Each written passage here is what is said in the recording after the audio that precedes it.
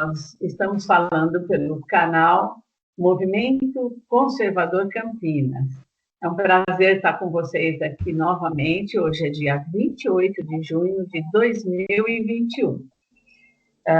Nós hoje temos o Guilherme Fagundes, que cuida da nossa parte técnica, temos a Daniele Carvalho, né, nossa comentarista também, e hoje uma honra para nós temos o professor Eguinaldo Hélio, que veio realmente falar sobre o livro dele, Marxismo Selvagem, que é o livro que nós estamos comentando. Nós estamos no segundo capítulo, né? Terminando o segundo capítulo. Mas eu gostaria agora de dar a oportunidade para o professor Eguinaldo Hélio nos dizer, nos contar, né, como foi essa confecção, né, vamos dizer assim, essa confecção desse livro maravilhoso, Marxismo Selvagem. Qual foi a motivação dele ao construir esse livro, né? Professor, eu passo a palavra ao senhor, viu? Seja muito bem-vindo aqui conosco. Obrigado. Olá, Guilherme, Dani, Claire, os internautas. E eu também quero dizer que para mim é uma honra muito grande estar aqui com vocês e que eu me sinto assim muito honrado de vocês estarem usando o meu livro, né, para esse tempo de estudo, de reflexão. E o meu desejo é que vocês estejam sendo muito edificados, aprendendo muita coisa com ele, né? Espero que esteja sendo muito útil para vocês, né? Tá todo mundo me ouvindo? Tá tudo bem aí? Só para eu saber. Professor, a sua imagem está fechada, não sei se a câmera está aberta. Deixa eu ver aqui se tem... Ah, tá. Então, desculpa, nem eu vi que eu fechei, tá bom? Então, tá. Então, assim, muito feliz, assim, de vocês estarem usando o meu livro, né, Marxismo Selvagem, e de partilhar com vocês desse momento aqui.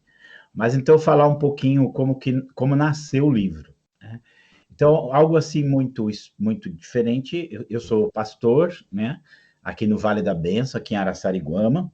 Eu sou da Baixada Santista, né, sou lá de São Vicente. E o meu caminho, né, para entender o marxismo e para ver os problemas dele, não passou primeiramente por política, né? Não foi um caminho político. Foi primeiramente até um caminho apologético. Sempre eu fui uma pessoa que lidou com essa questão das verdades bíblicas, afirmações diferentes daquilo que a Bíblia fala. E quando eu fiz jornalismo na década de 90, eu li um livro assim, que me chamou muita atenção sobre o marxismo, né? Naquela época, o pensamento que se tinha, né, o Muro de Berlim já tinha caído, então o pensamento que se tinha é que não existia mais comunismo, não existia mais nada disso, não era algo para se preocupar. Mas eu sempre gostei de ler, então eu li aquele livro e uma coisa ficou muito claro para mim naquela ocasião, de que o marxismo não era simplesmente uma questão política ou econômica, era algo que ia muito além disso, né? Era algo que ia muito além disso.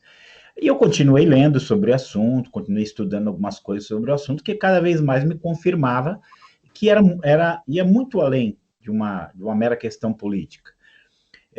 E aí, com o passar do tempo, eu escrevi algumas coisas, já escrevia para uma revista apologética naquela época, comecei em 2000, escrevi algum artigo, né, mostrando onde entrava em choque, né, onde essas coisas entravam em choque, cristianismo com marxismo, mas ainda era algo assim muito incipiente, muita coisa eu não entendia, porque na minha cabeça também o marxismo era quase uma coisa que não tinha hoje efeito, não tinha mais nenhum efeito sobre a sociedade, mas só que eu continuei lendo, estudando, né, e na época eu me deparei com um site, que depois eu inclusive escrevi muito para esse site, que era o Mídia Sem Máscara, e fui pesquisando, fui lendo, fui pesquisando, e até que chegou uma hora que eu falei, não, tem que começar a escrever sobre isso. Então, comecei a escrever, às vezes, eu lembro que eu acordava 4, 5 horas da manhã com uma ideia na mente, falei, não, tenho que escrever isso aqui.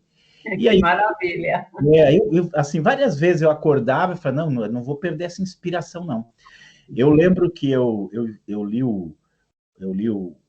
assim, o Manifesto Comunista, li ele muitas vezes. E cada vez que eu li, eu me chocava mais com as coisas que estavam lá, porque eu percebia que aquilo que estava lá ia muito além de uma simples ideia política, né? Era muito além disso. Mexia com tudo, né? Inclusive o tema assim, de família, por exemplo, que as pessoas nem imaginam que o marxismo tem um conceito de família bem diferente da realidade, vou dizer, bem diferente da realidade, né? As pessoas nem imaginam isso. Então, aí, quando chegou uma ocasião, eu tinha ido para Goiânia fazer uma palestra lá sobre outro assunto. Quando eu cheguei, eu já recebi um telefonema de uma pessoa de lá que disse assim, olha, o senhor, eu li um artigo seu aqui e eu queria saber se eu poderia vir aqui em Goiânia falar desse assunto. Isso era 2015. E fui para lá e aquilo foi um divisor de águas nesse assunto, porque aí Olha, eu montei palestras, eu montei uma série de assuntos, né? Entrei em toda uma rede em Goiânia sobre isso, e a gente começa a trocar ideias, começa a conversar, né? E continua então foi em Goiânia o início de tudo. de tudo. Aí eu fiquei de voltar lá, mas não houve condições. Quando foi em 2018, eu fui novamente. Esse 2018 foi ainda mais marcante, porque havia uma igreja, uma pessoa lá me levou em várias igrejas, eu fui numa igreja muito grande lá, e ele me levou para falar com o pastor, numa intenção assim, de que o pastor nem ia dar muita atenção, mas o pastor, no final das contas, disse assim, você pode vir aqui em abril para fazer um seminário? Eu falei, com certeza. Eu falei, então, Nossa, que maravilha. e aí eu fui, e de lá eu peguei, organizei o meu material, criei o livro e fiz um seminário lá, mais ou menos umas 6 horas. Mais ou menos tivemos ali umas 1.000 pessoas, fora o livro depois na Olha, que igreja, umas maravilha. 5.000 pessoas. Então, dali eu digo assim, que não parou mais, né? Uhum. De lá para cá, a demanda, a necessidade, ela foi vindo, e cada vez mais dizer assim para vocês, cada vez mais que eu fui conhecendo, eu acho que eu tenho essa necessidade de nunca esgotar o assunto, porque eu acho que os assuntos não se esgotam. Então eu Verdade. continuo ganhando livros, comprando livros, estudando, inclusive já tenho o segundo livro aí para sair, né? Oba, que bom! O, se- o segundo livro vai se chamar Dragão Vermelho, o Marxismo à Luz da Bíblia, porque aí Nossa, eu já dou um enfoque mais o que a Bíblia diz e o que o marxismo diz, né? Aí ok. já entra em questões de cosmovisões, e aí os efeitos disso também, os tipos de marxismo, né? Já vou caminhando desde o marxismo clássico até o marxismo moderno, que é neomarxismo, ou marxismo cultural, e a gente vai mais profundo, os movimentos sociais, questão da família, a gente vai mais profundo nesses temas. Ok. Então, isso aqui é um pouco da história, assim, né? Um resuminho da história do que está no meu coração, né? Certo. De como eu cheguei em tudo isso. E aí eu vejo assim, é óbvio que as coisas são muito mais complexas, né, do que isso, do que eu sei que ele estuda o marxismo, mas o marxismo é algo que permeou a nossa sociedade, nossa cultura, e cada vez mais ele vai ganhando espaço, né? Eu vou dizer É. assim, que uma das coisas que eu Como fico... um vírus, né? O vírus. Não, É mas um vocês sabem vírus. que o Lenin, o Lenin entendia assim, a penetração do comunismo como um vírus. Inclusive, há um livro do Robert Service que chama Camaradas, que ele vai contar a biografia do marxismo, e ele diz que ele mandava esses infiltrados para a Europa, né, para a Europa Ocidental, e ele entendia que para eles infectarem a sociedade com o vírus do comunismo. Olha, Era a visão deles. Então é mais ou menos isso aí que acontece. Aí hoje, cada vez mais, a coisa que mais me deixa nervoso é quando as pessoas querem dizer assim, não, esse negócio de marxismo cultural não existe. Eu, olha. né? Ah, Eu, que é, coisa. inclusive eu faço assim, tem uma parte que eu faço de frase, assim, marxismo cultural não existe, diz o divulgador do marxismo cultural. Então ele mesmo é que fala isso, né? Muito Ele, boa. ele que fala que Muito não boa. existe. Então em tudo isso, todo esse. Aí, assim, algo, né? Eu gosto de falar. Eu lido com muitos assuntos, né? Assim, não, às vezes a gente fala de um assunto e se aprofunda nele, né, desenvolve mais nele, mas eu falo de muitos assuntos, então nem sempre sobra o tempo que eu preciso para lidar como eu gostaria, porque eu vejo a urgência, eu vejo a necessidade. Eu, inclusive, tenho falado muito assim, toda liderança que eu vejo, eu falo assim, olha, não deixe mais os jovens entrar numa universidade, estar numa escola, sem ser instruído nessa direção. É, é, exatamente. hoje a gente está num problema assim, os jovens eles vão para a escola, eles ficam lá 15 horas recebendo uma doutrinação na mente, que quando ele vai olhar a Bíblia já é outro livro para ele, já não consegue, já vê o Abraão não é mais o herói da fé, o Abraão é o patriarcal, né? Que oprime as mulheres. É um livro estranho, É né? verdade, agora ele É o Leviatã, né? Até, né? Agora eles não veem mais o mundo pela luz da palavra, eles querem ver a palavra pela luz do marxismo cultural, entendeu? Então a coisa vai ficando cada vez mais complicada. Então, assim, eu louvo a Deus por ver digamos assim, a demanda, né? Esses dias fiquei assim feliz, uma igreja quadrangular lá de São Bernardo pegar 50 livros e eles estão esperando melhorar essa questão da pandemia porque eles querem reunir a liderança deles lá de todo o campo para poder ouvir sobre o assunto, né? Olha, Algo muito bom. E esse dia assim também me surpreendeu uma igreja do sul da Bahia, de Teixeira de Freitas, que eles Teixeira de Freitas ficou na história aqui, viu? e eles me pediram, né? Eles pegaram vários livros também, estão esperando passar a pandemia para poder ir lá e falar alguma coisa. Então, que realmente. você vai criando as escolas, porque hoje assim tem muitos amigos meus. Tem um amigo meu assim que ele era daqui de São Paulo, mudou para o Paraná, lá para Ponta Grossa, e ele é apaixonado. Ele inclusive tá hoje, né? Hoje de manhã e à noite fazendo palestras sobre isso lá, e pediu meus livros, está divulgando tudo. Então você vai criando um grupo de pessoas para estar falando sobre isso, que é o que a gente precisa, né? Sem dúvida, Não sem sei se eu dúvida. falei demais, não sei se eu falei demais. Não, foi ótimo, professor. A introdução foi maravilhosa. Nós vamos começar, então, hoje a debater o seu livro, né? O seu livro. Vamos aqui, pessoal, vamos mostrar o livro do professor, né? Marxismo Selvagem. Terminou, então. Isso, exatamente. Nós vamos começar a partir da página 44, e eu vou começar com a Daniele Carvalho, que carinhosamente nós a tratamos por Dani, né? Ela é da área da saúde, ela é casada, tem 3 filhos, inclusive ela tem uma menina autista, né? E uma cristã, assim, ferrenha mesmo, uma mulher assim de fibra, pertence ao movimento conservador aqui de Campinas. Então, Dani, vamos começar por uma mãe de família, professor. Qual a visão que ela tem quando ela leu realmente esse subtítulo do segundo capítulo, que o segundo capítulo, o senhor denominou ele de um livreto destruidor, porque realmente é o seu comentário a respeito do Manifesto Comunista. Então, Dani, na sua leitura e o que você leu a respeito desse subtítulo, né, o Manifesto contra a Família, o que é que você absorveu, né, desse subtítulo aqui, e se você puder até fazer uma contextualização, vai ser bom. E o professor acho que vai gostar, eu tenho certeza. Vamos lá, Dani. Muito obrigado, Claire. Como a Claire disse, eu sou a Dani. Fala um pouquinho mais próximo do microfone. Gente, eu preciso resolver esse problema. A gente vai adquirir um microfone melhor, com a graça de Deus. Como a Claire falou, meu nome é Daniele Dani, né, que eu gosto de ser chamada.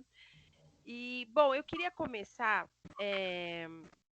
nesse subtítulo falando um versículo da Bíblia que diz, em Oséias 4:6, meu povo perece por falta de conhecimento. E isso é uma realidade drástica nos dias de hoje. Graças a Deus que nós temos pensadores e pessoas eruditas como o professor. Tá ruim o seu som, Dani. Tá ruim? Agora melhorou um pouquinho. Isso. Graças a Deus a gente tem pessoas eruditas e que gostam, né, de partilhar o seu conhecimento, como o Egnaldo Hélio tem feito com esse livro. E eu quero chamar a atenção, primeiro, antes de entrar nesse subtítulo, que as pessoas que talvez não conheçam, não tenham familiaridade com a Bíblia, que é a palavra de Deus, que Deus fez Adão com tanto amor e carinho. Eu chamo a atenção para vocês, com certeza as pessoas não conseguiram ver pessoalmente, mas viram através de sites, de televisão, de livros, as esculturas de Michelangelo. Elas são lindas, não são? Maravilhosas, perfeitas, bem traçadas, vocês concordam?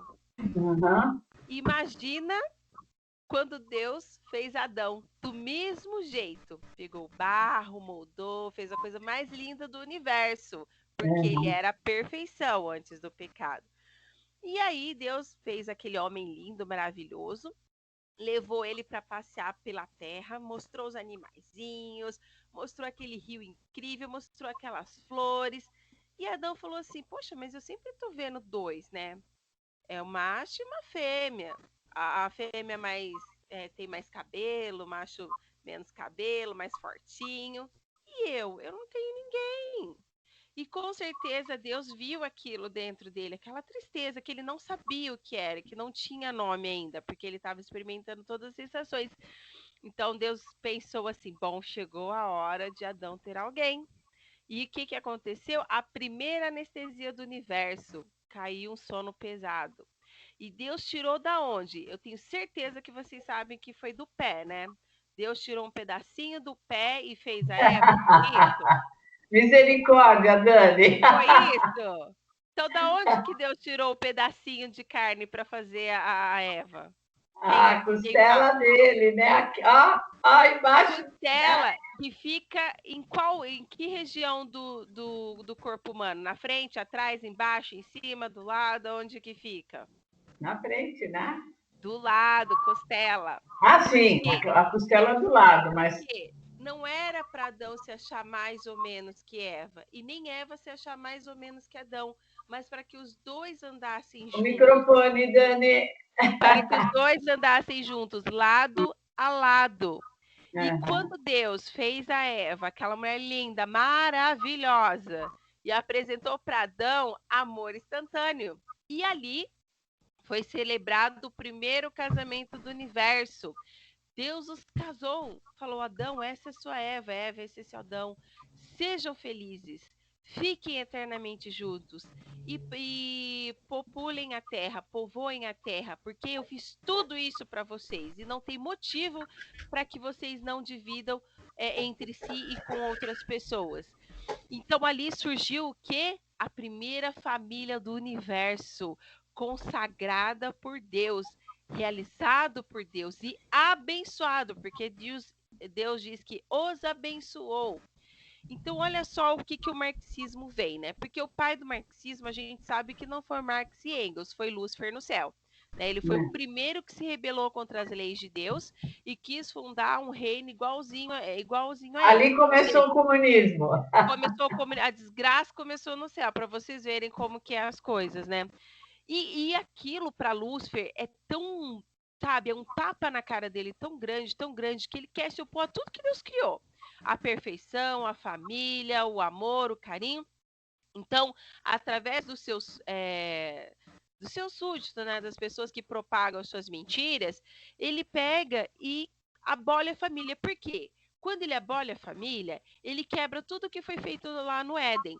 Ou seja, macho e fêmea, consagração, família, enchei e multiplicai, eu vos abençoo, toda a terra eu vos dou. Então, a partir desse momento, ele quebra toda essa hegemonia que Deus fez, toda essa paz, essa harmonia. E quando ele quebra essa harmonia, que é a família, ele começa a desestruturar o ser humano. Porque nós temos um código moral que foi inscrito por Deus dentro de nós. Ainda que de muitos estejam calados, ele ainda está ali. E em algum momento ele tem aqueles lapsos. Vocês podem, quando você conversa com o serial killer, um estuprador ou comunista ferrenho, você vê traços de Deus ali, porque eles falam. Não, a moral a gente tem que lutar contra, porque se a gente não lutar contra, a gente não vence. Porque a pessoa falar isso é errado, ela não vai fazer. Porque Marx escreveu que não tem problema você mentir, roubar, matar, desde que as ideias e o marxismo avance. Quando você tem moral, ela fala assim, mas por que você vai matar? A pessoa ela não te fez nada, só porque ela não concorda com você? Então, isso é perigoso para quem está nessa doutrina comunista. E nos dias de hoje, né? Eu até grifei algumas coisas que o Ignaldo escreveu. Olha só. Segundo o manifesto, qual é o fundamento da família? O capital. Peraí, mas a Bíblia diz que a raiz de todos os males é o dinheiro. Então, como que você pode falar que o evangelho apoia isso? Não, Deus diz, ganharás o pão com o suor do seu rosto. Ponto. Como acabar com ela? Acabando com o capitalismo e a propriedade privada, ou seja, tudo aquilo que Deus criou no Éden. Porque Deus tinha determinado, Adão, você vai morar aqui, nesse lugar chamado Éden, essa aqui vai ser sua casa. E daqui vai sair as pessoas para povoar a terra. E Deus deu para ele. Então, a partir do momento que Satanás ataca tudo isso, ele quebra a hegemonia que Deus fez lá no Éden. E isso se propaga desde a fundação do universo, né? Quando teve a queda de Adão, até os dias de hoje. E aí eu acredito que o Ignaldo ele possa dar uma ênfase melhor do que a minha, porque a partir daí vem a desgraça de separação entre homem e mulher, entre o sexo frágil e o sexo dominante, feminismo, machismo, a lei da palmada que você não pode corrigir porque você é agressor, sendo que a Bíblia diz que a vara é para o lombo do tolo, né? Que Deus repreende aquele que ele o ama, porque ele não quer que se perca. Então, olha só o que Satanás fez, continua fazendo e fará através desses seguidores péssimos que ele tem. Um dos exemplos que a gente teve foi a polêmica do Burger King, né? Nada contra, cada um come o que quiser, cada um segue a vida que quiser, mas deixe as crianças em paz, porque as crianças é uma página em branco, e o que você escrever ali é muito perigoso, porque pode perpetuar pela eternidade, e dependendo do que você perpetuar, será uma desgraça para a humanidade, e não um bem favorável. Aí eu queria passar a palavra para o professor Ignaldo para ele complementar melhor. Vou fazer o seguinte, professor, eu vou deixar o senhor fazer o seu comentário depois do Guilherme, porque aí a gente faz um fechamento bem legal a respeito da família. Então, vamos ver a visão de um jovem de 22 anos, professor, né, que está lendo o seu livro,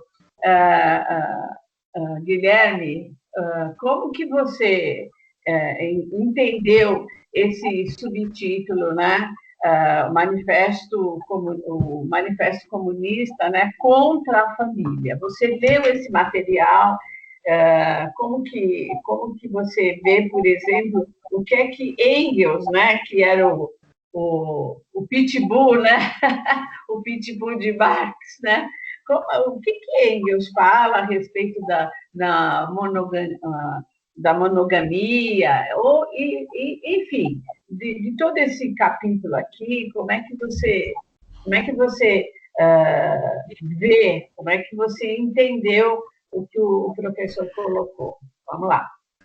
A gente pode dizer que Marx e Engels, eles abordam a luta de classes, não visando a resolução de um possível conflito. Põe o seu microfone um pouquinho mais próximo, Guilherme. Isso. Aí. Não sei se está melhor agora. Melhorou. Isso. Então, é o que eu estava dizendo. Engels e Marx, eles identificam uma suposta briga entre classes, um suposto conflito entre classes, não visando a resolução desse conflito, mas instigando que haja, de fato, uma revolução armada, uma revolução violenta, e instigando que haja, então, esse conflito outrora pelo proletariado e pelos burgueses. Hoje a gente sabe que não estão mais nesse conceito, nesse padrão de burgueses e proletariado, mas sim entre, por exemplo, entre heterossexuais e homossexuais, entre negros e brancos. Então, instigando o conflito artificial, por exemplo, racial no Brasil, que é um país miscigenado, importando uma pauta racial que é bastante característica dos Estados Unidos, por exemplo, que houve, além da escravidão, que também houve aqui, mas também uma apartheid. Então, sempre instigando o conflito também entre a família. E é o que Engels aqui diz também, né? Diz deturpadamente, segundo a ótica marxista, né? De que a mulher, ela foi, e o matrimônio se baseia nisso, segundo ele, que ela é abaixo do homem, ela foi colocada de maneira submissa ao homem, e o matrimônio se baseia simplesmente nisso, na submissão da mulher diante do homem, querendo então instigar um conflito dentro da própria família, destruindo e colocando o veneno marxista dentro do conceito familiar, porque a gente sabe que os pilares, derrubando os pilares da sociedade, que é a religião, que é a família, que é, enfim, a moral judaico-cristã, você vai então facilitando que o socialismo, que o marxismo vá se adentrando culturalmente nas sociedades, porque uma vez você sem valores, sem paradigmas, sem referências, você aceita qualquer coisa. Então, não existe poder vago. Uma vez você sem referências, não vai ficar uma ausência de referências em si, vai ser introduzindo novas referências, e a gente sabe que é isso que se baseia o marxismo comunista, o marxismo cultural, né, que é a substituição dos valores cristãos através de uma revolução silenciosa, introduzindo o conceito socialista na cultura da sociedade. Guilherme, o teu microfone ainda está um pouquinho ruim. Um pouco baixo. Tenta colocar ele mais próximo possível. Não dá para você falar com ele só do computador, não, né? Não dá. Não dá. Tá. Mas eu vou falar mais alto, E tá. a gente viu que o próprio Engels e Marx também disseram que o que é o marxismo senão a substituição de verdades eternas? E o que são verdades eternas? É a base da Bíblia, é o que a Bíblia diz, as verdades eternas. Então, você substituindo as verdades eternas, você substitui colocando no lugar verdades mentirosas. Eu sei que é confuso falar isso, mas são verdades mentirosas, verdades deturpadas de pessoas anticristãs, não só ateias, mas anticristãs, que atacam, então, o cristianismo, que é o maior pilar da sociedade ocidental livre. Então, gostaria de passar a palavra para a Claire. Então, professor, agora eu gostaria de o senhor mesmo, né, que escreveu, o senhor falasse sobre esse finalzinho da página 44, o senhor tem aí o seu livro, até a página 48, e então o senhor pode realmente fazer esse fechamento para nós sobre o que a ideologia marxista coloca, qual é a deturpação mesmo que eles fazem sobre a família, né? O que é que o marxismo tenta modificar completamente? Ele tenta roubar, inclusive, né, pressupostos cristãos, mas de uma outra forma, né? Então, eu gostaria de ouvir do senhor mesmo, que construiu esse subtítulo, comentando o Manifesto Comunista a respeito da família cristã, da família, aliás, não da família cristã, mas da família de um modo geral, né? Então, a palavra é sua. Eu gostaria, assim, até deixar aqui uma indicação interessante. É um vídeo curto, deve ter uns 20 e poucos minutos, que se chama Perdemos a Nossa Filha para o Comunismo. É o título do vídeo. Não sei se já viram, mas é muito interessante ver esse vídeo. Às vezes eu uso esse vídeo, inclusive, quando eu vou palestrar, porque assim, a gente fala marxismo dentro de uma igreja, por que eu preciso saber sobre isso, né? Então, ali conta a história de uma moça, de uma menina, uma jovem, ela é adolescente, que ela acaba se envolvendo, né, com todo esse movimento comunista, marxista, e ela abandona a família, vai morar feito uma mendiga, um negócio assim bem chocante mesmo. E eu paro assim no momento em que ela chega em casa, ela vê a mãe, e aí ela pega e fala assim para a mãe: olha, eu vou te dar algum valor porque você me criou, mas eu não acredito mais nessa coisa de família, né? Então, o que você ali você pega assim, o centro do que a gente tem aqui. Pega o centro do que a gente tem aqui. Gostei da exposição dos dois, tanto da Dani como do Guilherme, e a gente vê que eles compreenderam bem. Porque o que a gente tem que entender assim, aqui a Dani expôs, da onde vem a família? A família foi um projeto divino, ok? Agora, o que vai pensar uma pessoa como Marx, que não crê em Deus, que para ele Deus não existe? Bom, então não foi Deus que criou a família. Então, de onde ela vem? O que ela surge? Aí vamos pegar aqui a fala do Guilherme, que qual é a ideia? A ideia de Marx, tudo era uma questão econômica. Tudo era explicado por questão econômica. Era como se tudo fosse dinheiro. E aí eu digo assim, que para poder, assim, tirar Deus você tira, mas você vai pôr alguma coisa no lugar, né? Então, se você não aceita a explicação bíblica de que a família é uma instituição criada por Deus, e isso faz parte da natureza humana, do projeto divino, da existência humana, você vai ter que dar uma outra explicação. Essa outra explicação vai estar nesse livro aqui deles, que isso aqui eles estudam na universidade. Isso aqui não é um livro assim, antigo, não. Isso aqui é uma edição, inclusive, nova de bolsa. A origem da família, da propriedade privada e do Estado. Ele vai ter que arrumar uma outra explicação. Qual é a explicação que eles arrumam?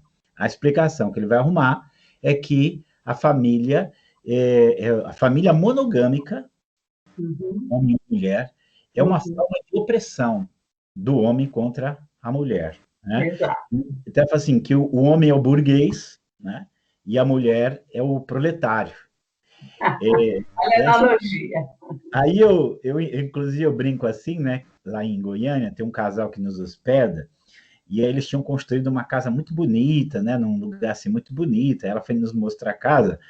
Aí, quando chegamos assim no quarto do casal, tinha 10 portas de guarda-roupa. Dessas 10 portas, 6 eram da mulher e 4 eram do homem. E aí ainda fala assim, ela usa 6 dela e usa mais 2 dele. Aí eu ainda brinquei assim, nossa, que mulher oprimida, né? Opressa. Eu ainda brinquei assim, eu não fui ver a sapateira, gente, que a sapateira... Exatamente. Então a gente olha assim, e a gente vê uma série de conceituações que tem, inclusive, no Manifesto Comunista, que não enxerga o que é a família, né? Não consegue perceber que, na verdade, é uma parceria, uma complementaridade, ao invés de simplesmente um choque, né? Então, assim, todo o discurso que eles vão dar da família como algo ruim, e você vê até na leitura que acho que o Guilherme fez, a ideia, ou não sei se foi o Guilherme ou a Dani, que precisa acabar com o capitalismo para acabar com essa família. Então você vê que a intenção é acabar com a família mesmo. Isso. Esses dias li um outro trecho porque assim, o Marx, ele vai seguir muito a linha de um filósofo, e era amigo dele, pessoal, que é o Feuerbach, Ludwig Feuerbach, que o Feuerbach diz o seguinte, que Deus não existe, que Deus é uma projeção da mente humana, né? Que não foi o homem, não foi Deus que criou o homem à sua imagem e semelhança, que foi o homem que criou Deus à sua imagem e semelhança, né? Ele fala isso. E aí o Marx, é óbvio que o Marx absorveu isso, e o Marx chegou a dizer o seguinte, ele chegou a dizer que a família celestial, pai, filho, ela é só um reflexo criado pela ideia da família humana. E por isso nós temos que destruir essa família humana para acabar com esse reflexo da família celestial. Então, assim, ele vai dando as pitadas aqui, porque a ideia do Marcinho, tudo está errado, sou eu agora que estou trazendo o certo. Ele é o certo. Agora eu vou resolver tudo. Então, a família vai ter isso. E aí, uma outra coisa, pegando o gancho tudo aqui que foi falado, que nisso o comunismo vai lutar muito contra a influência dos pais sobre os filhos. e vai querer passar essa influência o Estado é que vai ter influência sobre os filhos, sobre as crianças. Então, essa é a ideia que está lá enraizado. Há pouco tempo atrás, houve um debate com aquele fundador do movimento Escola Sem Partido, né? O Najib, com agora acho que é procuradora, alguma coisa assim. E ela vai e ela fala assim no meio do debate: a família não tem poder sobre a criança, quem tem poder sobre a criança é o Estado. Só que essa fala dela foi muito infeliz naquele momento ali. Assustador. Inclusive, chama Débora do Prá, se eu não me engano, o nome dela. É bom de decorar o nome dela. E ela foi naquela, e aí ela parece que recebeu o processo, tudo, naquela ocasião. Mas o que me preocupa é o seguinte: isso está enraizado na mente deles, que a família ela não pode influenciar a criança, tem que ser isso via Estado. A própria lei da palmada, que já foi citado aqui, o que é isso, gente? É uma intervenção do poder pátrio, né? Que é retirado, e aí quem vai mandar nisso é o Estado. Então, a gente vê assim que aquelas ideias, raízes do marxismo contra a família, está lá. E a coisa é pior ainda, tá? Na verdade, assim, o que o Engels fala nesse livro aqui que o Marx começou e ele completou? Porque a Dani narrou aqui, né, a narrativa bíblica de como tudo começa. Eles também têm a narrativa bíblica deles, a narrativa original deles. Então, para eles, na sociedade primitiva, não tinha casamento monogâmico com um homem ou mulher. No relacionamento deles, era tudo, todas as mulheres eram de todos os homens, todo mundo era de todo mundo. Entendeu? Essa era a ideia deles. E você vai encontrar no Manifesto Comunista defesa de que seja assim, de que não exista família formada. Esse fato, gente, ele é tão concreto. Tem muitos livros, deixa eu ver se eu acho aqui. Tem muitos livros sobre a Revolução Russa, né? Eu não estou achando agora aqui o que eu gostaria, mas um desses livros, eles dizem o seguinte... A Revolução Bolchevique, né? Bolchevique, é a Revolução Russa. Eles estavam tão certos de que o que o Marx falou era a lei de tudo, que quando ocorre a Revolução Bolchevique, eles instituem o fim da família. Acabou, não precisa mais família, não tem casamento, não tem mais nada, né? O que aconteceu com o tempo? Com o tempo, a coisa virou um caos, porque as mulheres tinham os filhos, que às vezes não sabia nem de quem era, não tinha, às vezes, condições de cuidar, isso vai aumentar a delinquência juvenil, e a coisa começa a ficar complicada. E então eles chegam à seguinte conclusão: não estamos ainda preparados para abolir a família, por enquanto vamos deixar. Mas, se os pais insistirem em criar os filhos como burgueses, ou ensinar religião para eles, o governo tem o direito de tomar. Então, isso aqui é só um exemplo para você entender aonde vai a cabeça deles. Então, entenda, o marxismo não é uma ideia política, ele quer criar um outro mundo, né? Ele quer criar um outro mundo. Então, todas essas referências que nós estamos vendo aqui, gente, hoje a gente ouve uma coisa assim: a feminilidade é construção social. É a mesma coisa assim, para mim é a mesma coisa que você dizer que o azul do céu é uma construção social, né? O verde da árvore é uma construção social, né? As quatro patas do cachorro é uma construção social. Sabe assim, como se quisesse recriar o mundo. Eu digo como o mundo deveria ser, porque aí é aquele problema, não teve um Deus, para eles não teve um Deus que estabeleceu, então quem estabeleceu? Quem estabeleceu foi a sociedade. Então a gente pode fazer as coisas como a gente quer.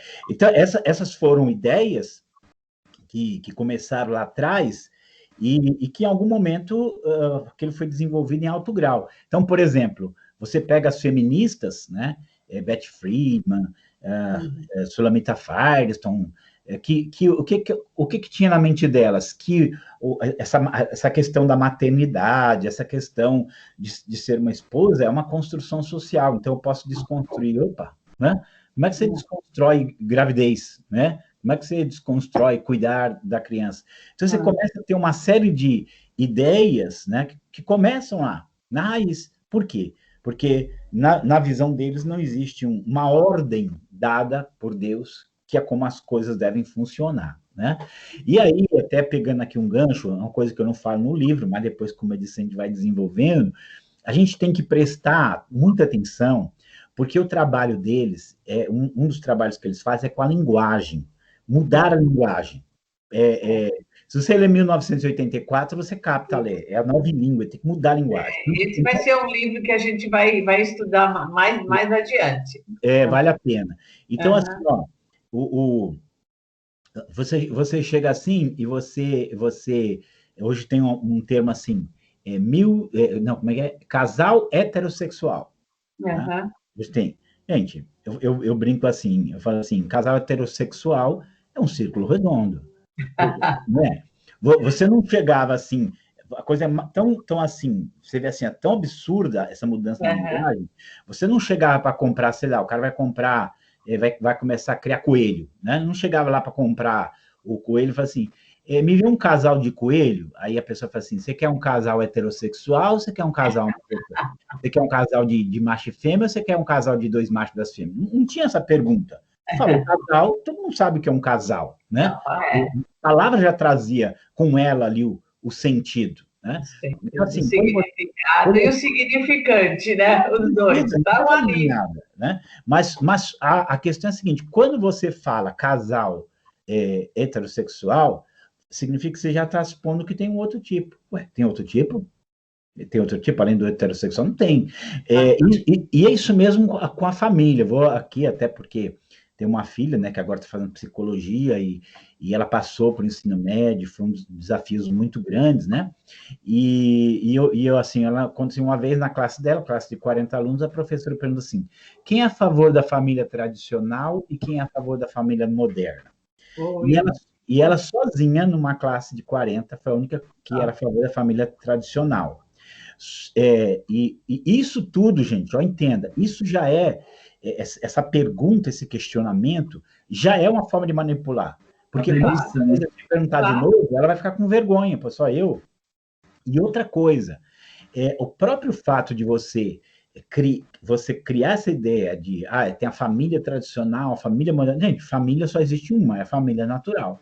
É a mãe e os filhos. Mas e quando a mãe ficou sozinha, o pai morreu, foi embora? Não interessa. A origem da família é pai, mãe e filhos. Se outras coisas acontecerem, mas família é isso. Se tem lá outros, mesmo a pessoa está sozinha, um dia ela pode ter alguém, porque ela entende que a família é aquilo, a pai é seu natural. Pode se dissolver, pode ter os seus problemas, pode ter as suas adaptações, mas família é natural. Então não precisa acrescentar mais nada à família. Mas essa ideia agora de eu ter que acrescentar alguma coisa à família é todo esse processo que a gente vê aí para tentar mudar todos esses conceitos que fogem completamente. Então vocês estão vendo assim que toda a raiz está ali. E embora, digamos que Marx e Engels nem sempre foram muito amplos em dar várias perspectivas sobre isso, mas eles já lançaram ali toda a semente, né? Toda a raiz daquilo que vai criar o que hoje nós vemos aí surgindo, né? Toda essa coisa. E eu digo, ninguém teria capacidade de prever quão distorcido seria aquilo.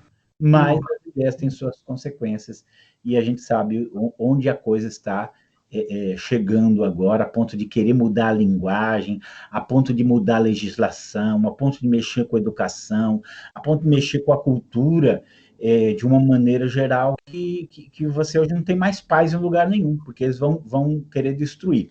Só complementando aqui, esses dias eu estava dando aula de sociologia para o Seminário Batista, né? Ali de Belenzinho, online. Graças a Deus, peguei em 2 turmas. E eu já tinha ido lá dar uma palestra sobre marxismo, e o diretor do seminário falou para mim, olha, Ignaldo, eu quero que você desenvolva com eles aquilo que você falou aqui para mim, né? Então, é claro, a gente dá uma introdução para entender toda a questão social, mas foi muito bom, assim, foi um negócio muito positivo, porque aí você tem, como vocês aqui, essa perspectiva do dia a dia, né, do que está vivendo aqui e acolá. Mas aí uma jovem lá, minha aluna, falou assim, professor, eu cheguei esses dias na casa da minha mãe e a minha irmã, que está fazendo o ensino médio, escondeu o livro dela de sociologia. dizendo assim, que tem coisa que crente não gosta. E aí peguei o livro, e o que tem o livro, gente? O livro tem uma defesa, é puro marxismo, e defesa contínua de toda essa metamorfose aí em conceitos de família, de homem, de mulher, está tudo lá no livro. Ou seja, o livro não é um livro de sociologia. Aí eu peguei um outro livro de sociologia antigo, estava lá, que ele é um livro de sociologia.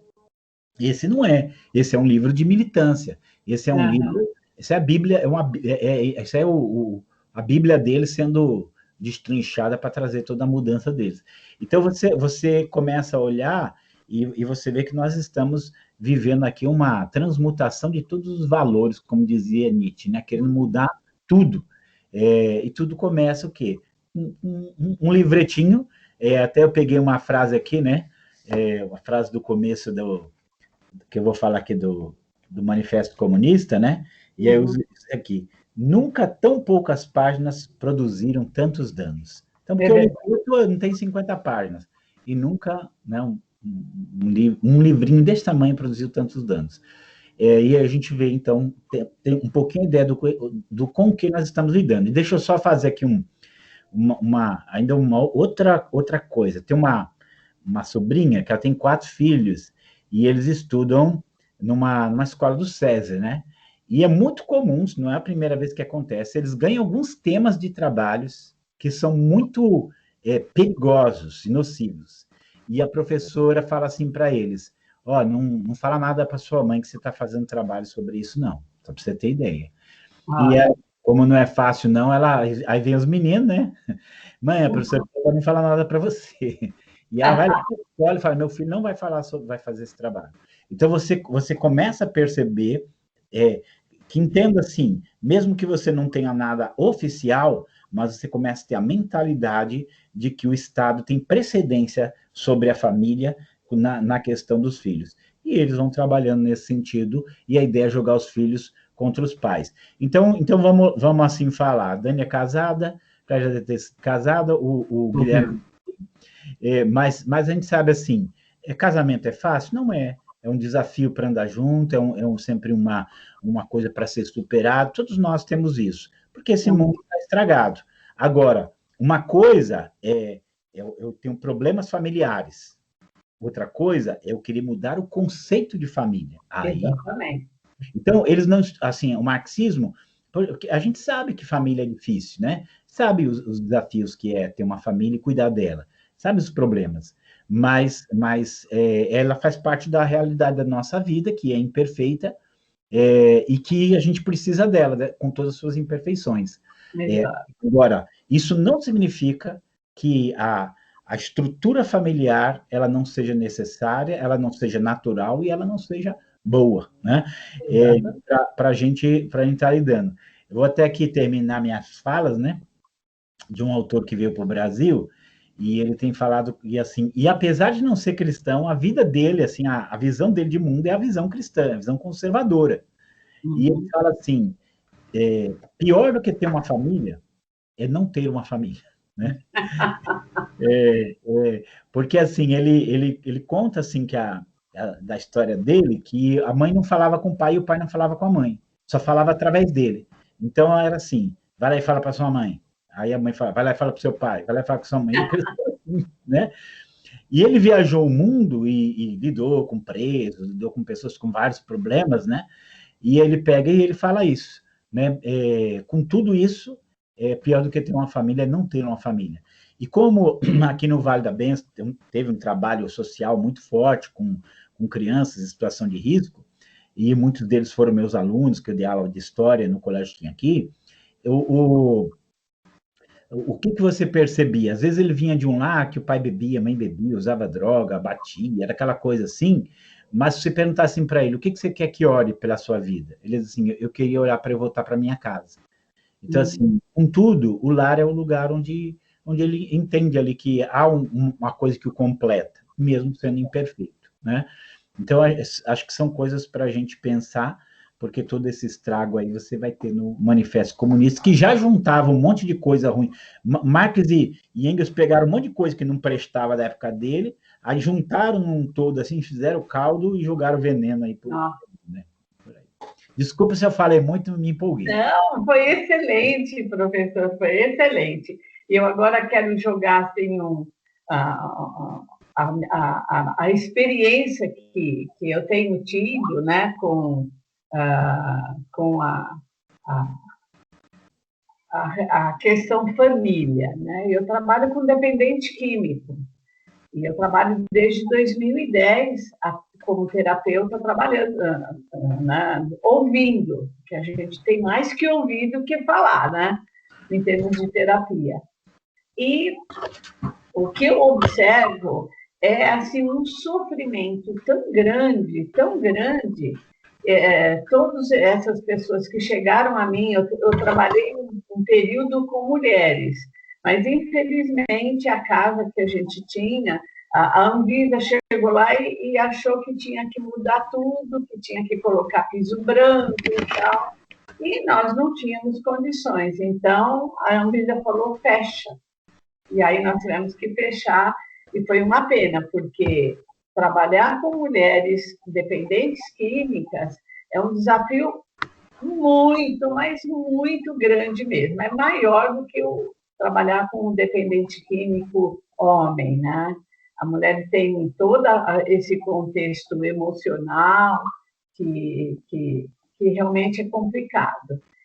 E eu vou pegar um caso, mas quase todos. Né? Eu peguei uma vez um paciente meu, ele era o quinto filho. A mãe tinha tido, né, 5 filhos, um de cada pai. Então, as palavras dele, a minha família é muito complicada, porque teve 5 homens dando palpite ali dentro, e ninguém falava coisa com coisa, né? Ninguém falava.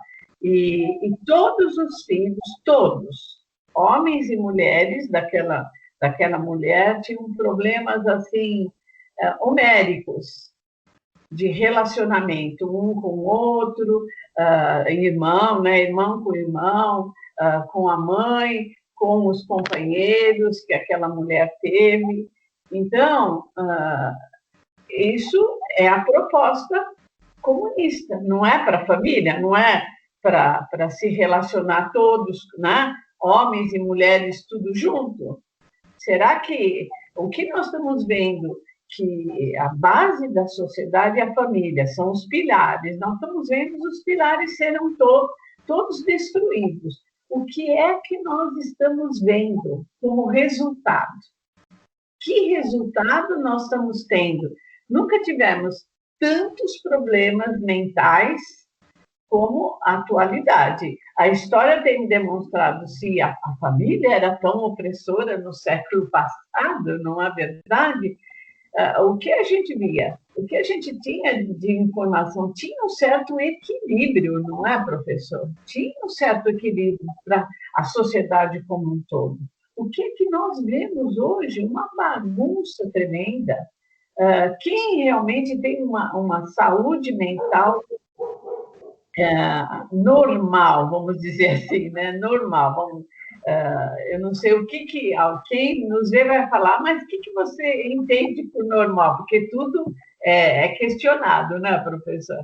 Então, as doenças mentais hoje são muito grandes, em decorrência dessa confusão.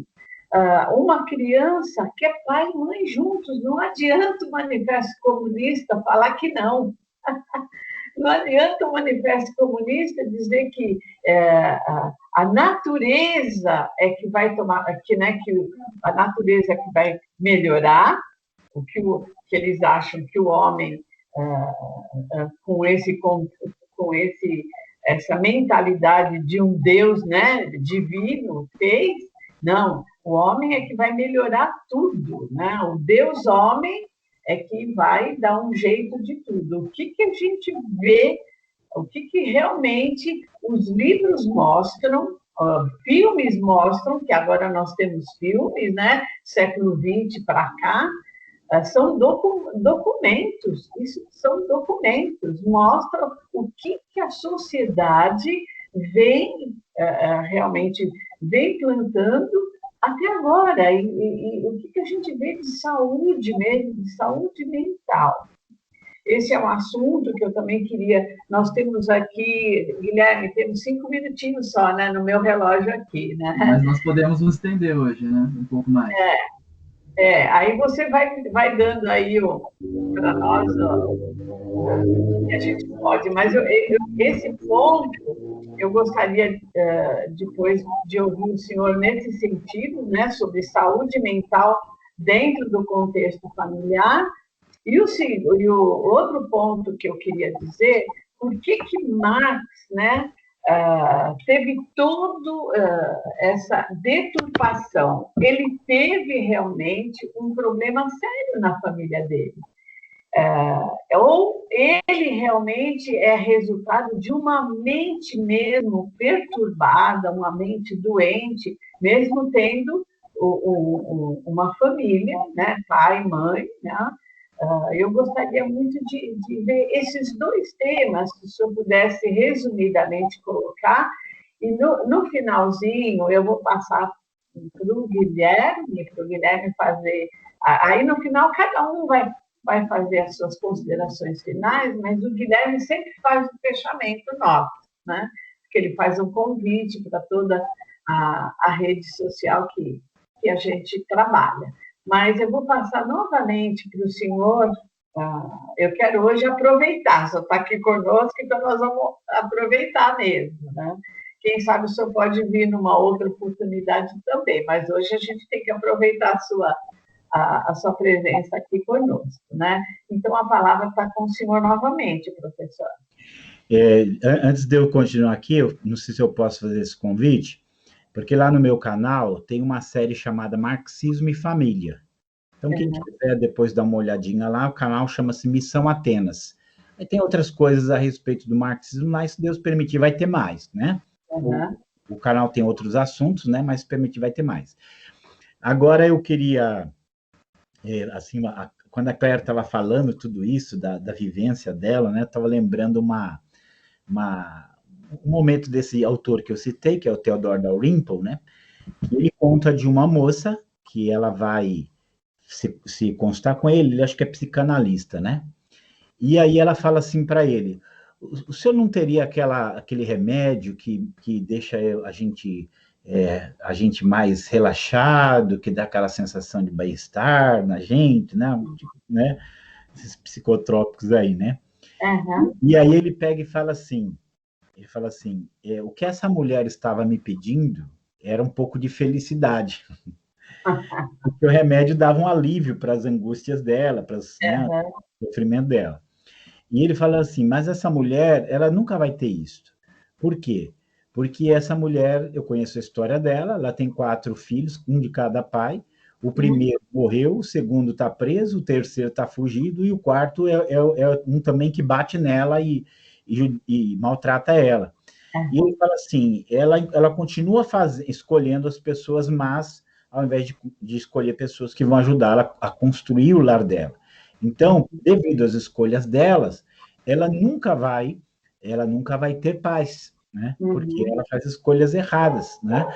Mas ela faz parte de uma geração que acredita que pode fazer qualquer coisa e tem mesmo assim o direito a ser feliz, como se o bem-estar não fosse o resultado das nossas ações, daquilo que a gente faz, mas fosse uma obrigação do Estado nos dar paz, né? O Estado, independente do que eu faça, o Estado tem que me fazer feliz, né? Então, assim, essa é uma ideia, inclusive a gente pega assim o Marx do Deus-Estado, que é uma das coisas que se fala muito na questão marxista. O marxismo, ele criou o Estado é Deus, ele vai prover tudo o que você precisa, e como na vida do Marx não existe um universo moral do certo e do errado, do correto e do incorreto, o Estado, independente da escolha que você faça, ele tem que trabalhar e tem que fazer você ficar feliz. E aí, Claire, é onde a gente vai ter realmente esse número de doenças mentais muito fortes hoje. Você trabalha com isso, você sabe que é isso, né? E assim, eu olho assim para como era antigamente, havia era algo natural, é coisa cultural, não? A família é uma coisa importante, o pai e a mãe ali é importante. Podia não ser perfeito, e nada nesse mundo vai ser perfeito, mas o ninho existia, né? O ninho estava inteiro. Então, a hora que você fala, o que você tem hoje não, o ninho não tem importância, né? O discurso que tem hoje é isso não tem importância. Não, isso tem importância. Vai ter todas então, só fazendo uma parte, professor, se realmente o ninho não tivesse importância, por que cresce assustadoramente o número de presidiários? Por que se constrói cada vez mais presídios? Por que essa deterioração, né, de comportamentos? O que você tem não é teu, você tem que compartilhar comigo. Ou compartilhar, não, eu vou tirar de você. Não é assim, não é compartilhar. Eu vou tirar de você. Você tem aí, você tem que me dar e pronto. Não importa que você trabalhou, lutou para isso, você tem que me dar. Eu não tenho e você tem que me dar. Então, essa construção de presídio, né? E cada vez se coloca mais elementos para que as pessoas fiquem trancafiadas ali dentro, né? Porque elas são um perigo à sociedade e tal, mas tem que impedir que entre celulares, e não impede nada disso. Eles continuam entrando. Por quê? Porque é o ser humano decaído, né, professor? O ser humano decaído que realmente está deturpado, e ainda mais com essa semente que foi plantada há mais de 150 anos, infectando esse vírus, né? Infectando toda a humanidade. Né? Então, eu devolvo para o senhor.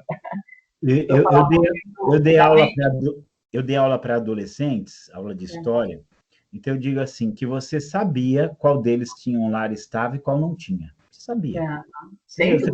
Você conversava ali, aí quando você ia conhecer os pais, você sabia que tinha algum problema. Então, uma boa parte deles era fruto disso. Claro que a gente sempre tem as exceções, né? Às vezes um lar estável produz alguém que vai para um caminho ruim, e o contrário também é verdade. Mas, no padrão, aqueles que tinham um lar estável, eles eram normalmente bons, assim, centrados, entendiam as coisas. Os que não tinham, você percebia que eles não tinha alguma coisa ali faltando, um desequilíbrio ali interior, e você percebia. Eu só vou encerrar aqui, esse livro aqui, A Morte da Família. Eu lembro que eu estava começando a escrever algumas coisas, assim, até na teologia, e eu fui fazer uma pesquisa, era até, acho que ética pastoral, uma coisa assim, e eu achei esse livro, peguei alguns trechos, mas não sabia nem direito do que ele falava. Só que se a morte da família, não é que a morte que a família está morrendo, é que a família tem que ser destruída mesmo, o livro ensina isso. Tá? Então, assim, só uma frase dele aqui, no começo do livro, já vai dizer tudo para você. Ele fala assim, por falta de deuses, porque ele parte do pressuposto, não existe nenhum deus, né? Então, assim, por falta de deuses, tivemos que inventar, foi o ser humano que inventou, então você vai ver que é diferente da visão bíblica, que é Deus quem cria as coisas dessa forma. Nós tivemos que inventar poderosas abstrações. Então, a família é uma abstração, falando, das quais a mais destrutiva é a família. Olha! Então, só para isso. Gente, aqui é um negócio, você vê assim que é uma coisa bem doentia, né? Então, assim, você começa a ler assim, algumas coisas que ele fala, algumas são muito até difíceis de dizer, mas qual é o problema em tudo isso para mim? Que esse livro aqui não é um livro de uma seita. Isso aqui é um livro acadêmico. Esse livro aqui, vão estudar na universidade. Qual é a editora? Martins Fontes, editora bastante conceituada. Então, esse é o nosso grande problema, é a coisa que a gente tem que pensar. Eles estão lá nas universidades, eles estão lá criando cursos, eles estão lá criando currículos, eles estão lá influenciando uma série de coisas, e a gente está aqui nessa situação. Por isso que a gente tem que pensar na verdadeira batalha que nós enfrentamos. Certo. E um pouquinho realmente da mente de Marx, da família de Marx, para o senhor encerrar, porque foi a partir daí, na sua visão, quais foram as deturpações que Marx sofreu para ele ter tanto ódio, né, contra a família? O que Fala assim, percebeu? eu ainda brinco assim, né, que eu, quando leio as coisas, eu falo, meu Deus, ele tomava muito uísque e fumava muito charuto, não é possível, né? Porque realmente você vai ver a história dele assim, a vida dele era essa, ficava fumando charuto, bebendo. Ele não trabalhava, né? E assim, não trabalha, o lar dele assim era uma coisa bem bagunçada. Tem a história da traição que ele fez com a esposa, tem a história, isso aqui é fato, ele não sabia lidar com dinheiro. Ele até esgotou o dinheiro ele esgotou todo o dinheiro da esposa, de tio, herança de tios, porque ele não sabia lidar com dinheiro. Tem até uma carta famosa que a mãe dele escreve para alguém e fala assim: eu queria muito que o Carl começasse a ganhar algum capital ao invés de só falar sobre isso, né?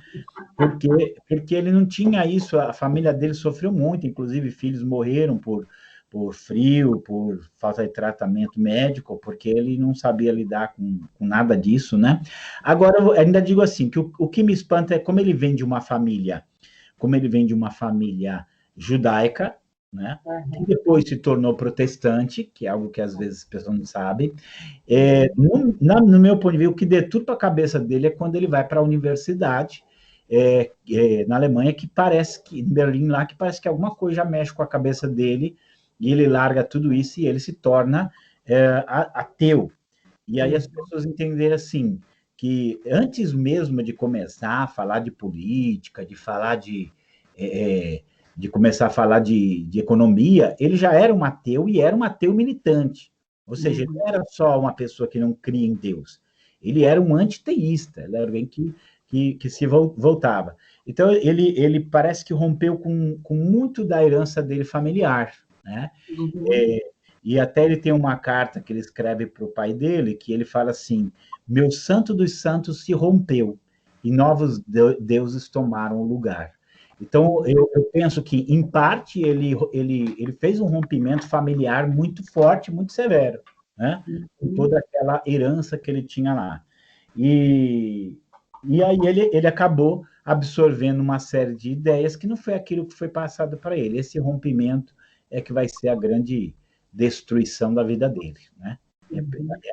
É o que a gente, de alguma maneira, de uma forma assim, a gente percebe. Que a gente consegue realmente captar, né, das coisas que ele deixou passar, né? Que ele deixou passar o relacionamento dele com o pai e com a mãe, né?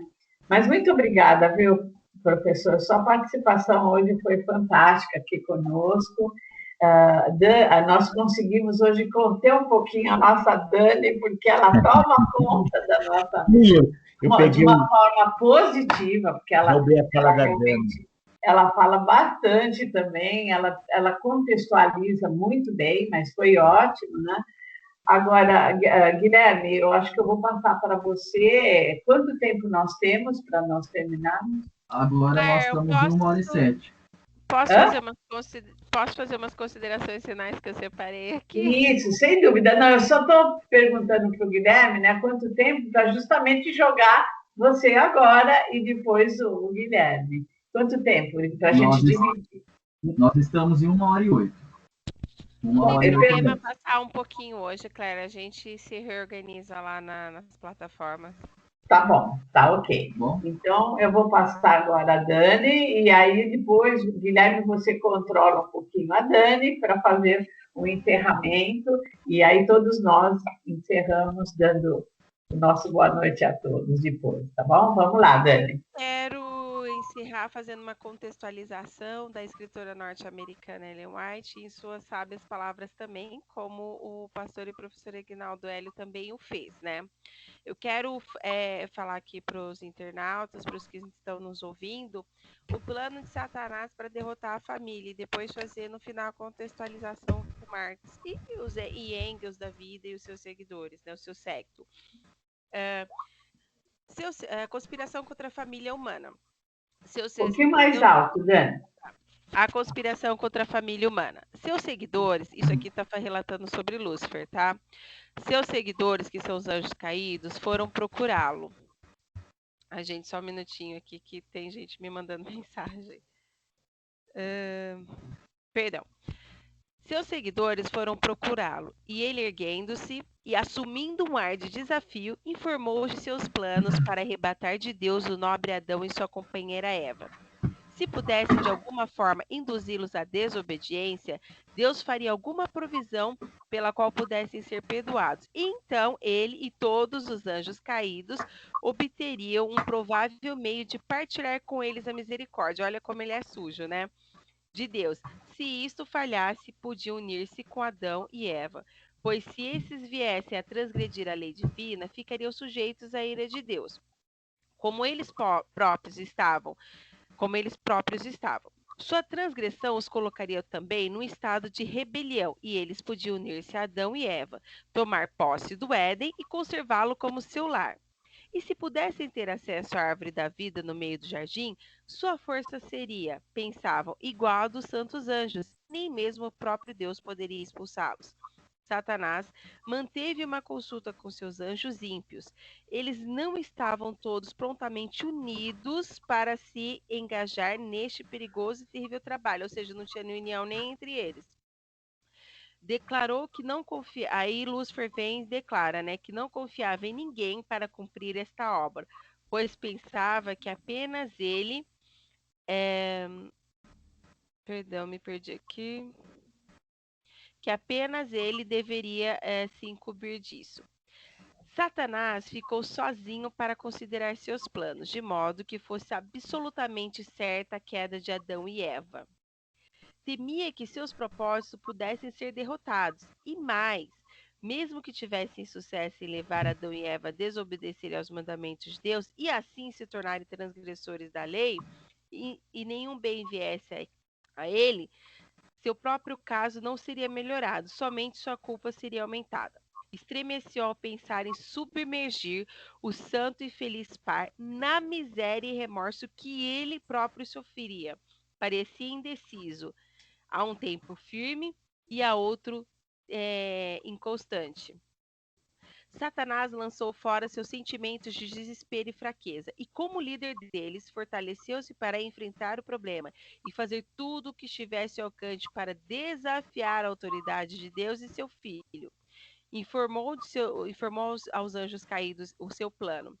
Se fosse audaciosamente ter com Adão e Eva para queixar-se do Filho de Deus, eles não ouviriam por um momento, pois deviam estar preparados para tal ataque. Mesmo que procurasse intimidá-los com seu poder, até recentemente um anjo de elevada autoridade nada poderiam conseguir. Decidiu que a astúcia e o engano fariam o que a força ou o poder não lograriam. Então, olha só o que Satanás fez, né? E aí, essa escritora norte-americana também fala como que era Satanás antes e hoje, né? Foi me mostrado Satanás como havia sido, um anjo de luz e um anjo feliz e elevado. Em seguida, ele foi me mostrado como se acha agora. Ainda tem formas bonitas. Suas feições ainda são nobres, pois é um anjo ainda que decaído, mas a expressão de seu rosto está cheia de ansiedade, cheia de cuidados, infelicidade, maldade, ódio, nocividade, engano e todo mal. Aquele semblante que fora tão nobre, notei-o particularmente. Sua fronte, logo acima dos olhos, começava a recuar. Vi que ele se havia degradado durante tanto tempo, que toda boa qualidade se rebaixara e todo mal se rebaixara, e todo mal estava envolto em seu rosto. Vi que ele se havia degradado durante tanto tempo que toda boa qualidade se baixara e todo mau traço se desenvolvera. Seu olhar era astuto e dissimulado e mostrava grande penetração. Sua constituição era ampla, mas a carne lhe pendia frouxamente nas mãos e no rosto. Quando o vi, apoiava o queixo sobre a mão esquerda. Parecia estar em profundos pensamentos. Tinha um sorriso no rosto, o qual me fez tremer. Tão cheio de maldade e dissimulação satânica era ele. Este sorriso é o que ele tem precisamente antes de segurar sua vítima. E ao fixá-la em sua cilada, tal sorriso se torna horrível. E aí eu quero complementar tudo isso, que Lúcifer, como o fracassado que ele foi e ainda é, ele achou um semelhante a ele. Porque Marx, ele foi um fracasso como filho, um fracasso acadêmico, um fracasso laboral e econômico, um fracasso no matrimônio.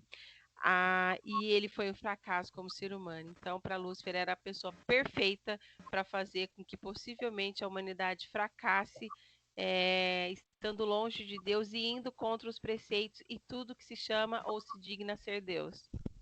Muito bom, muito bom. Guilherme, agora você, querido. Bom, pegando um pouco do gancho do que o professor falava, né, sobre esse conflito dentro da família, a gente vê que a esquerda ela se utiliza de pautas que a priori são genuínas, né, que elas são válidas, que elas seriam benéficas para a sociedade. A gente pega o feminismo, por exemplo, que nasce no século XIX, reivindicando o voto feminino. A gente vê que nasce de uma premissa genuína, que é introduzir a mulher como votante, como uma pessoa com direitos dentro da sociedade que permita ela de votar, de escolher um representante, mas depois, ao longo desse tempo, desse projeto, a gente vai vendo que é um pouco da janela de Overton, né? A janela ela vai se expandindo para temas que degeneram a família e que se opõem a qualquer tipo de matrimônio, qualquer tipo de relação entre o homem e a mulher, uma relação saudável e estável, né? Então a gente vê que a esquerda ela se utiliza de premissas que são a priori benéficas, mas que já visando lá na frente o que ela vai pedir, o que ela vai reivindicar, porque se ela reivindicar toda a agenda dela no início, ninguém vai aceitar, ninguém vai aceitar. Então você vai alargando a mentalidade da sociedade através, então, que se explica a janela de Overton, né? A gente vê o aborto, por exemplo, que no Brasil se iniciou pela pauta primeiramente pelo estupro de uma mulher, e que o aborto seria permitido nesse caso, mas hoje já se reivindica o aborto, em muitos países e no Brasil também, o aborto ao 9º mês, ao último mês de gestação, porque, entre aspas, a gravidez não foi planejada, não foi planejada. Então, pela falta de, entre aspas, o planejamento de uma mulher, uma criança pagaria pela vida. Então a gente vê o quão sorte da esquerda, tá? Porque ela é maquiavélica, desde o início ela sabe o que ela vai pedir lá na frente, mas ela introduz a discussão de uma pauta genuína, visando então a destruição da família, que é o que o Manifesto Comunista, que é o livro, como diz o professor, de 50 páginas, causou de estrago nesses 150 anos, né? Tão poucas páginas causaram tanto estrago. E a gente vê que por mais que Marx se oponha, não seja apenas ateu, mas seja também anticristão, e é isso que é a essência do marxismo, a gente vê que o Manifesto Comunista, o marxismo, o comunismo, ele se inspira nas bases, como diz bem o professor no livro, nas estruturas dentro da Bíblia. Então ele se utiliza como termos de pecado, pecado social, né? Ele fala muito do pecado social. De onde que ele tirou essa palavra? Da Bíblia, pecado. Ele fala sobre providência, né? Eles falam muito sobre um paraíso na Terra. Então, ele substitui a vida eterna, que é a pós-morte, e coloca-se como, então, um paraíso nesta vida, sendo o paraíso do comunismo aqui na Terra. Então, eles são tão sórdidos que, por mais que eles se oponham e querem destruir o cristianismo, eles, ao mesmo tempo, criaram suas bases em cima daquilo que eles odeiam e desprezam. Então, além de tudo, eles são cínicos, eles não têm vergonha na cara, porque não existe moral, né? A moral ela é relativista, eles são relativistas. Não existe moral, não existe certo, não existe a verdade, não existe a verdade. Tudo é relativo. Então, a partir do momento que tudo é relativo, tudo é permitido e não existe então uma vergonha de fazer algo, mesmo sabendo que você está se opondo, até mesmo que o comunismo prega, né? Que é o cristianismo. Mas, ao mesmo tempo, como diz bem o professor, eles e isso a gente tem vários casos na história, o comunismo em muitos países que eles atingiram, que eles dominaram, eles se utilizaram da própria igreja para poder, então, se infiltrar dentro da igreja, e a gente vê isso no Partido Comunista Chinês hoje, na China, não só as Bíblias sendo proibidas de serem vendidas, sim, muitas igrejas são demolidas, a céu aberto diante dos fiéis. A gente vê muitas imagens chegando da China, do Partido Comunista Chinês. Então, não é algo que só do aconteceu... Chile, né? No próprio Chile, igrejas sendo destruídas. Sendo incendiadas. Mas, então, eles não só destroem também igrejas e proíbem a venda de livros da Bíblia Sagrada, como também se infiltram, muitas vezes, dentro das igrejas, e a gente tem bases documentais para afirmar isso, que hoje na China, dentro do cristianismo, existem integrantes infiltrados do Partido Comunista Chinês para poder, então, através de uma ótica, da ótica comunista, pregar a deturpar, melhor dizendo, o cristianismo, para poder infiltrar, mesmo que silenciosamente, as bases do comunismo dentro da igreja. Então, eles se opõem, eles querem destruir, mas ao mesmo tempo se infiltram. Então, eles atacam de todas as formas, e isso só reforça o que o bem professor diz em vários momentos do livro, que os cristãos eles precisam não só acordar, mas a partir do momento que acordarem e identificarem o problema, porque você só pode combater um problema a partir do momento que você o identifica. E identificando, combatê-lo não só teoricamente, mas através de a produção cultural, seja através dos livros, que os livros ficam, os livros são eternos. A gente está falando sobre um livro, o Manifesto Comunista, que foi escrito há 150 anos. Então, assim, é legal produzir vídeos na internet? É legal produzir vídeos na internet. Mas se um dia o YouTube sair do ar, todos os vídeos que estão nele sairiam do ar também. Então, a gente tem que focar em coisas que ficam, que são eternas, que são duráveis. Eu não digo eternas, porque nada é eterno, mas que são duráveis, para que a sociedade que ainda virá possa saber o que está acontecendo hoje, por exemplo, com a pandemia.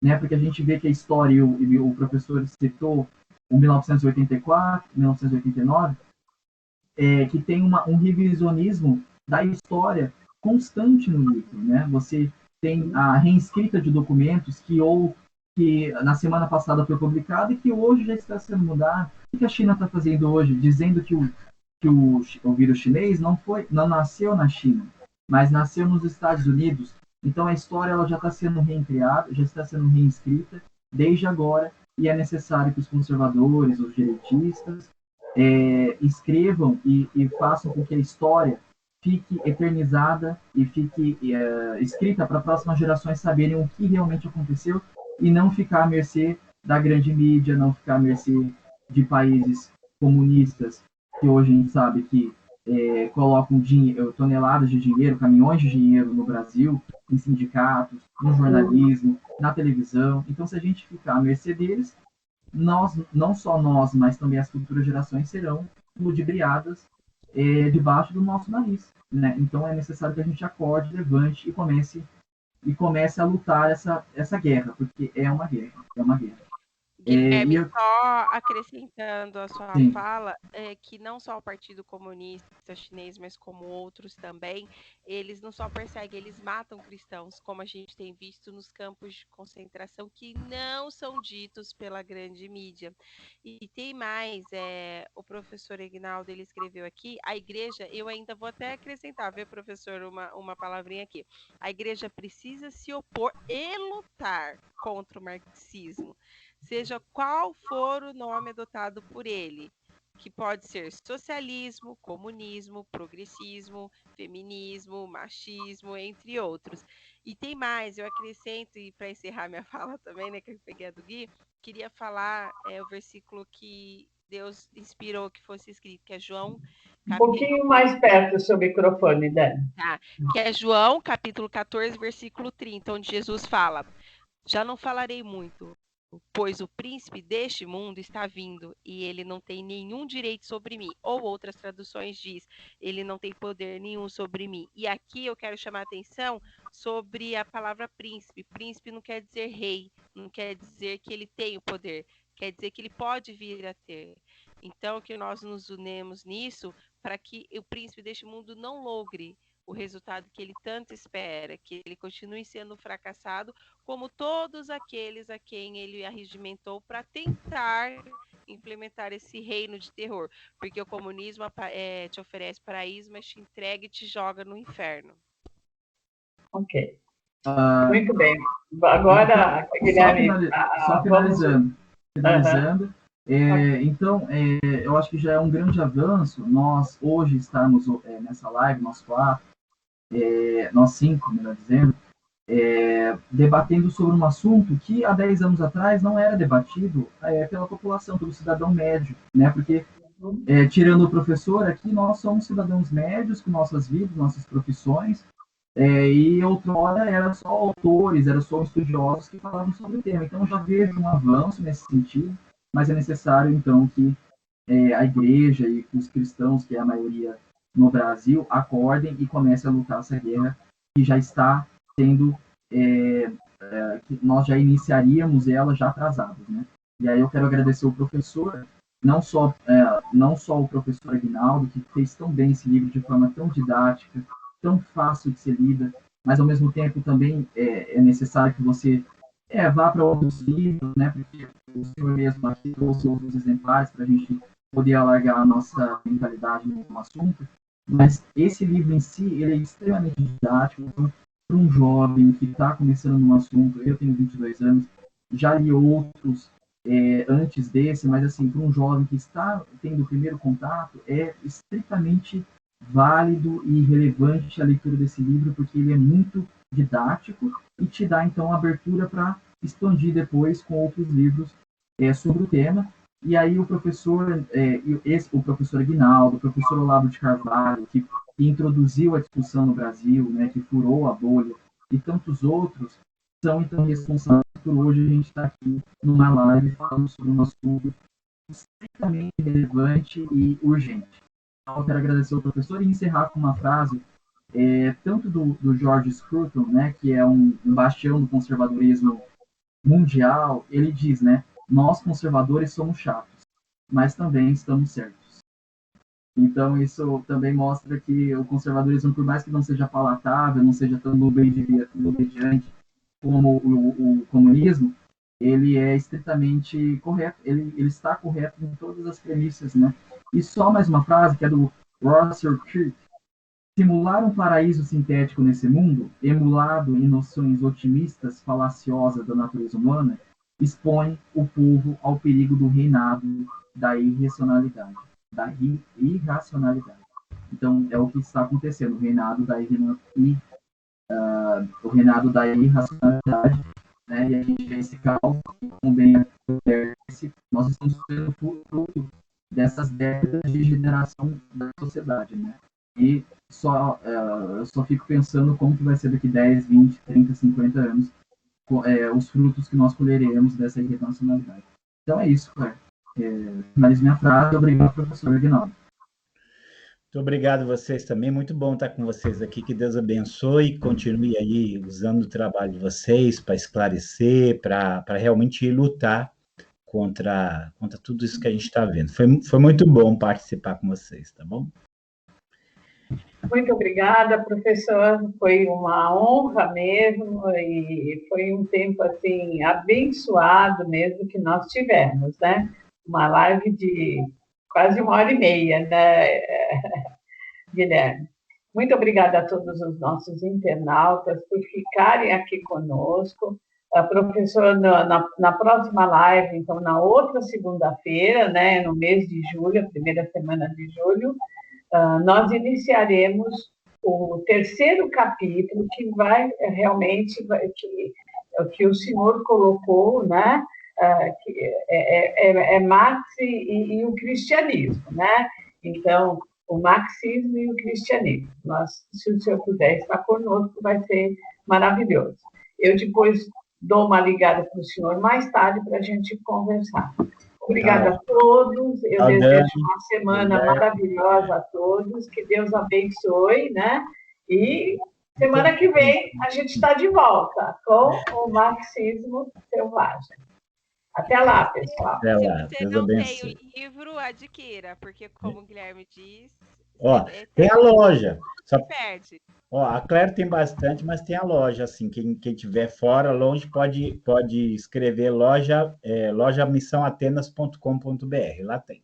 Eu vou deixar... Eu sempre digo, né? Tudo se perde nessa vida. Bens, bens materiais, roupa, liberdade. Mas o conhecimento é eterno. Ninguém tira da sua mente.